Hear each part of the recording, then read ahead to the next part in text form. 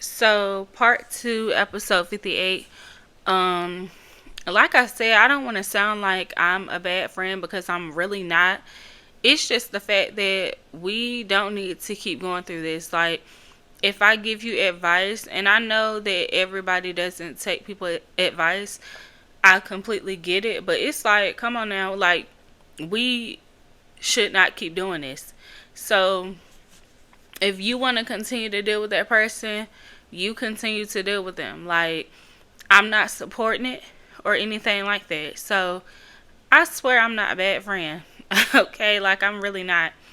Um, so I want to go back to Medea's family reunion real quick.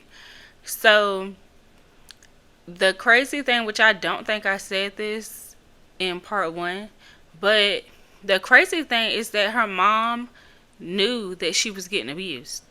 Like her mom knew, and her mom, I forgot what her mom say. I think her mom was like, "Well, what did you say to him?"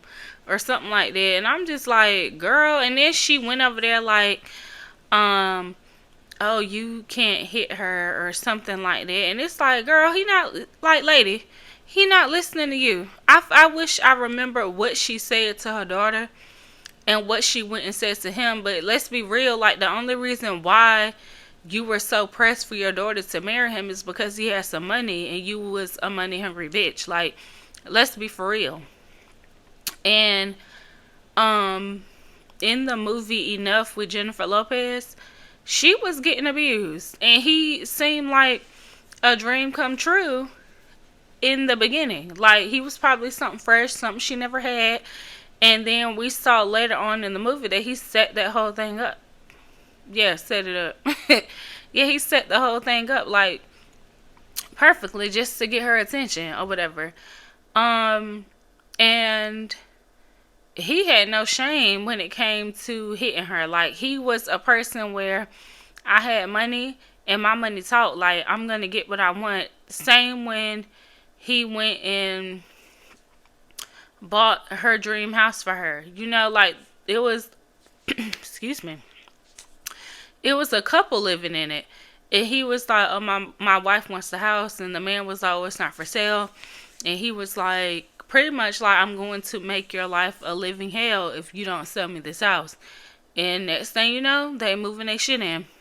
She didn't know what was going on because she wasn't close to them when they were talking. I don't know where she was standing at, but the man was looking at her like, "Lady, you don't know what type of man you got." So, and it was just ridiculous. Like, and then the crazy thing is he was cheating on her. And I feel like if you cheating on her and you don't want her or whatever, or he was probably one of them people that wanted to have his cake and eat it too, because you cheating on her, but yet you still with her. And you expect her to sit in the house and take it. Like you coming home smelling like perfume, barely having sex with her, and all of that, and you whooping her ass. Like, no. And then when she went to see his mom, and his mom saw it, his mom was like, um, what did she say? She said, I think she was like, "What did you do? What did you say to him?" Like, girl, it gave like his dad used to whoop your ass. Like that's what it gave. Like his dad used to hit you, and you saw the same behavior in your son, or your son done whooped on a woman or two. Like this ain't his first rodeo. You are not new to this. So that's what it gave when you tell my son, "What did you say? What did you do?" Girl, don't blame, she's a victim. Don't blame her. Do not blame her. And Jennifer Lopez was looking like, what? Like so confused because that's how we all was looking. You have the nerve to sit here and ask this lady, what did she do for your son to put his hands on her? Like, yeah, if somebody says something like that, they're used to this. They either got their ass whooped, they saw the signs in their child, or you not the first woman to come to them about her son putting his hands on a woman. You not the first woman. And I don't understand. I really don't. I don't understand at all.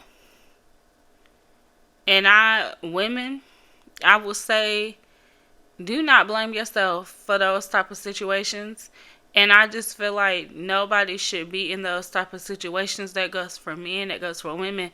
And my question, since I hear about men doing it more than women, I have a question for the men that listen to this episode.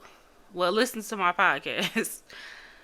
Would you be cool or be friends with somebody that you know puts their hands on women?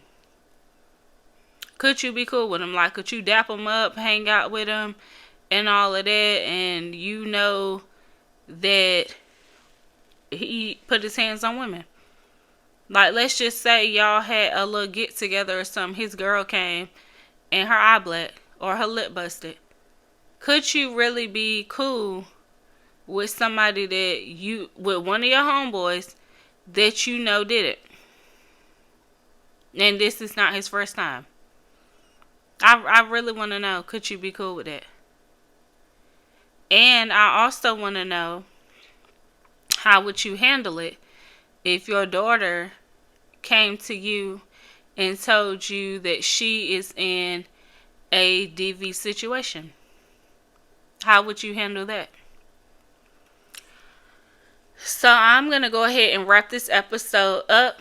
Thank you guys for tuning into another episode of Real and Raw with Ree. If you are listening to this episode on YouTube, make sure that you subscribe, that you hit that like button, turn on my post notifications so that you get updated each and every time I upload an episode. If you are listening on any other app, make sure you hit that follow button. Make sure you click that link to support my podcast, and I will see you guys on Wednesday. Bye.